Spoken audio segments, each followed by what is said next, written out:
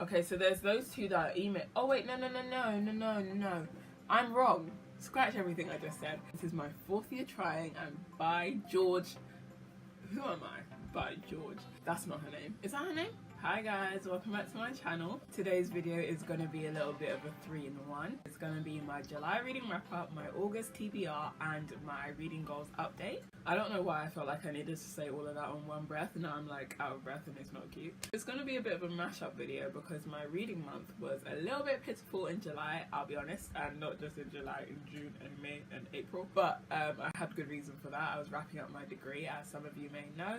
That is now done and dusted, so you know, you would think I had more time to read, and I mean I technically do, but I'm trying to figure out my post-uni life a little bit, so bear with. I figured I'd combine the 3 video ideas, I guess, because otherwise my reading wrap up would literally take 2 minutes and it'd just be like one and done. Anyway, there's not really much need for a long intro, so let's just dive into it. So the first book that I finished in July was The Darkest Minds by Alexandra Bracken. I'm pretty certain most of you watching this would know what The Darkest Minds is about, especially considering the movie's out now or coming out soon. I'm going to summarize this as best I can. Basically, The Darkest Minds is set in a world where a mysterious disease has killed most of America's children, and the surviving children have been left with powers, essentially, that they cannot control. The government's solution is to take all of those children and put them into these different camps and tell the parents and the world that they're taking care of those kids and rehabilitating them or whatever, but really they're just not. They're treating them horribly, making sure that they don't use their powers, and if they do, there's severe consequences and things like that. And the story essentially follows Ruby, our main character. The powers of these kids are sort of separated into colours. So there's the oranges, the reds, the yellows, the greens, and I think blue. I don't quite remember. Ruby is essentially in the category that is the strongest, if that makes sense. Like, her powers, out of all the powers that you can have, are the strongest. I was really looking forward to The Darkest Minds, but I didn't love it. It really wasn't what I expected it to be. It came out in like 2012, which is like the height of the dystopian craze, if you will. And literally around the times that The Hunger Games was coming out and Divergent. And it just, I feel like, it's hard to explain, but I feel like it was written, I don't know if I quite have the words, but like to sort of take advantage of the fact that dystopian novels were so big, because it was almost guaranteed that the book would be popular. I don't know if I worded that correctly, but I'm hoping you'll get what I'm trying to say. But I just feel like it wasn't that good. I really feel like it was overhyped. You could probably cut like 150 to 200 pages from that book and tell the exact same story. I just feel like certain parts of it were not necessary, and it was a long ass book. It was definitely over 500 pages, but I don't know if it was just over 500 or closer to 600. I can't remember at this point. But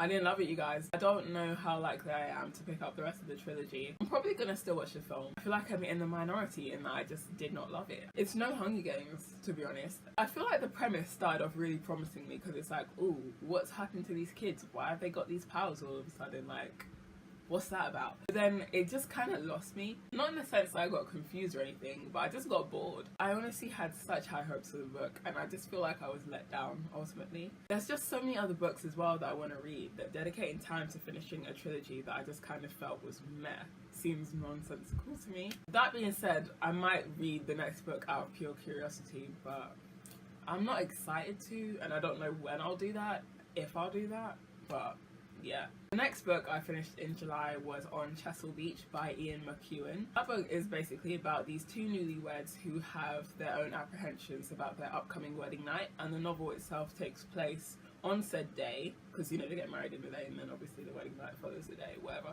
That is literally it. That is the premise of the book. It features flashbacks on like how they met, their family lives and growing up and whatever. It ends like years in the future after that night, and I don't think you'd necessarily classify it as historical fiction. It took place years ago, but not like years and years ago, rather than like hundreds of years ago. It was set in the early 60s, 1961 if I'm not mistaken. This book, unlike The Darkest Minds, I didn't have not crazy expectations, but I didn't really have any kind of expectations because, one, I didn't even know this book was a thing until I saw the trailer for the movie, and I only picked it up because Saoirse Ronan's in the movie, and I figured, let me read the book before I watch the movie, because it's like 166-ish pages. I don't know, man. I don't think it was a bad book. I just feel like it wasn't a book for me. I'd give it like 2 out of 5. I'd also give The Darkest Minds 2 out of 5, by the way. On Chesil Beach, I'd give 2 out of 5 for slightly different reasons. Not because I was let down, but because I wasn't interested. I don't know how captivating a book about a couple's apprehension about their wedding nights could possibly be, but considering it was only 166 pages, I feel like I should have breezed through it, but I just didn't. I feel like I'm maybe just not the intended audience. There was nothing glaringly wrong with it, but I didn't enjoy it, so that's why it's a 2 out of 5 for me. I've read it, it's done. I'll probably still watch the movie. That's it, really. The last book that I read last month was Where'd You Go, Bernadette by Maria Semple, and it's about a woman, Bernadette, who goes missing before she and her husband and daughter are due to go on a family trip to Antarctica, and basically it chronicles what happens in the run-up to her disappearance and what happens afterwards. Described as a comedy novel, it's basically just full of a lot of satire. I love satire, I really do enjoy it. I think this book taught me that I enjoy satire in TV shows and movies rather than in book form. I didn't really enjoy it. I didn't hate it by any means, but I didn't enjoy it either. July was kind of an abysmal reading month for me, I'll be honest. I love reading, and I just felt no type of way about any of those books. All 3 of them are being turned into movies. For some reason, I feel like Where'd You Go, Bernadette will be a way better movie than it was a book. I just feel like, for me, satire plays out way better on TV shows and in movies, because I feel like you need the visual behind the jokes. I'm almost struggling for ways to describe it, because I just feel like there's not too much to say about it. It didn't really leave a lasting impression on me. It's definitely unlikely that I'm going to read anything else by Maria Semple, but if she was to like write a TV show or something, I'd definitely watch that, because I feel like it would just come across differently. I wasn't really captivated by the story at all. It was just kind of boring, to be honest.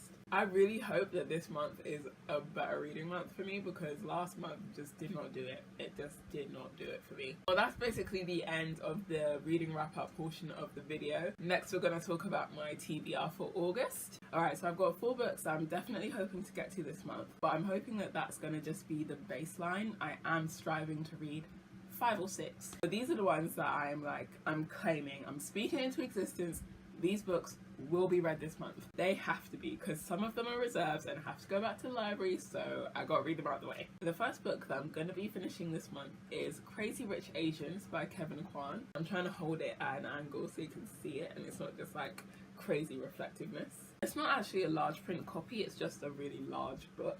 So as you can probably see, I've already started this book and I'm actually about 132 pages into it so far, and today is, what is today? Today is the 5th of August. So I'm hoping I should be able to finish this one in like the next few days. I need to step up my reading a little bit to make up for the deficit I've managed to create, but that's neither here nor there. So the book is basically about this girl and this guy. They're grown-ups. They're grown. They're like late 20s, early 30s, the pair of them. The main male character is called Nicholas, and his family is stinking rich, like mad rich. His family are from Singapore. They're globetrotters. They're just all over the gaff, really. They're throughout Asia. Like, in the story, there's a lot of jumping back and forth between different characters' perspectives. You've got Nicholas, who is in a relationship with Rachel, and Rachel doesn't know that he's rich, or that his family, more specifically, is rich. And you've got the perspective of his cousin, Nicholas's cousin Astrid. So far, it's mainly them. You've got the perspective of Nicholas's mother as well. There's a lot of different characters. The family is quite big. It's almost a difficult one to describe. On the front, it says, "A Chinese Dallas meets Pride and Prejudice." Rather than giving you a long-winded meager explanation of what the book is about, let me just read you a little chunk on the back. When Rachel Chu agrees to spend the summer in Singapore with her boyfriend Nicholas Young, she envisions a humble family home and quality time with the man she might one day marry. What she doesn't know is that Nick's family home happens to look like a palace, that she'll ride in more private planes than cars, and that she's about to encounter the strangest, craziest group of people in existence. There's more on the blurb than that, but I feel like that's a decent enough summary. So far, so good. I wouldn't say I'm loving it, but I wouldn't say I'm hating it either. Apparently my catchphrase today. Right now, I'd probably say it's sitting on about a 3, with potential to rise to a 3.5. I guess we'll see. I don't have any complaints. I'm not bored. I can say that for sure. I'm not bored. But I'm not super thrilled to pick it up and read it either. Right now, I would say that I'm hopeful. Next this month, I'm hoping to get to The Upside of Unrequited by Becky Albertalli. So basically, this book is about a girl who has fallen in love several times, and each time it's been unrequited love. The main character's name is Molly. Molly has a twin sister called Cassie who gets a new girlfriend, and that's when everything changes. Her new girlfriend has a friend who is called Will and is basically, according to the blurb, the perfect first boyfriend. But there is a problem in the form of Reed, Molly's awkward co-worker. Becky Albertalli also wrote Simon vs. the Homo sapiens agenda. I am not in the camp that loved Simon vs. the Homo sapiens agenda. I didn't hate it, as I've said about practically every other book in this video. I didn't hate it, but I didn't love it. I thought it was cute and it was nice and it was funny in parts. It was a decent book. Even though I didn't love it, I'm not adverse to reading any more of her books, hence why I've got The Upside of Unrequited in my hands right now. I wouldn't say I have high hopes, but I wouldn't say I have no hopes when it comes to this book. I'm gonna read it, I'm probably gonna enjoy it. That's all there really is to say about it. The next book I'm hoping to read is Attachments by Rainbow Rowell. I've only read and completed one book by Rainbow Rowell so far, and that was Landline. Loved that book. I think I read it in either 2014 or 15, and it was great. It was an adult novel and I loved it. I say read and completed because I've also started Fangirl, but it was a library book and somebody reserved it, so I had to send it back. So from what I know about Attachments is that it's about two people who work for the same company, and it's 1999, and they're basically emailing each other back and forth, and I think they fall in love through these emails. Okay, so there's those two that email. Oh wait, no. I'm wrong. Scratch everything I just said. There's these two women who work at the same company and are emailing each other back and forth. And there's another guy, the IT guy, whose job it is to read emails, and he seems to fall in love with one of the women. I just garnered all of that from the blurb. I think, like Landline, this is another adult novel. Fangirl's definitely YA. I feel like this might be one of her earlier novels. It came out in 2011. I don't have too much else to say about this one, other than that I'm looking forward to it. Landline was such a hit for me that I'm hoping Attachments will be as well. The fourth and final book that I'm definitely going to read this month, Touchwood, is When Dimple Met Rishi by Sant Harmonon. I'm going to read you the blurb on this one. Meet Dimple. Her main aim in life is to escape her traditional parents, get to university, and begin her plan for tech world domination.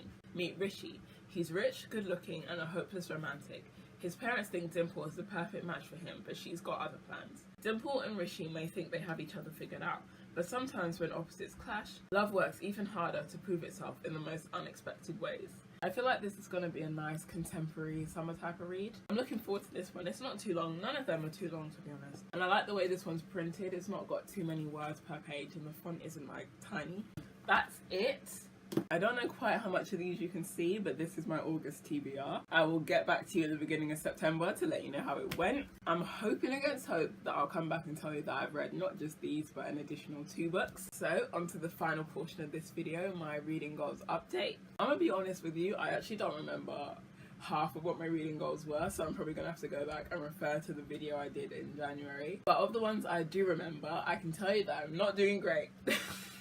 One of the goals I definitely remember was that I wanted to read more of my own books this year and less library books. That's not going so great. The majority of the books I've read this year, if not all of the books I've read this year, are in fact library books. These 4 are no exception. Every single one of them is a library book. So not doing so great on that front. Another goal of mine was to read something by Chimamanda Ngozi Adichie.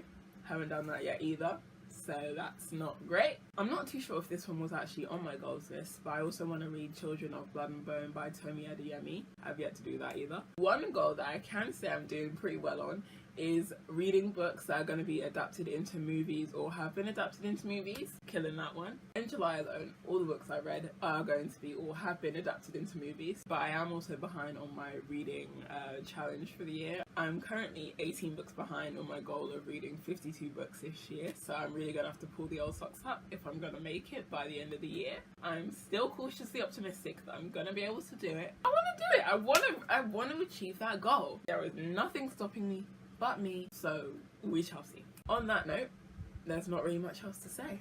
That is the end of my July reading wrap up, August TBR, and reading goals update. Thank you for watching. I hope you enjoyed this video. If you did, please remember to subscribe, comment and like the video. I said that in a funny order. There would have been some cards popping up with some other video suggestions throughout this video, so check one of those out. And if you want to, check out one of the videos that's popping up on the screen as we speak, or will be popping up soon. Thank you again for watching, and I'll see you in my next video.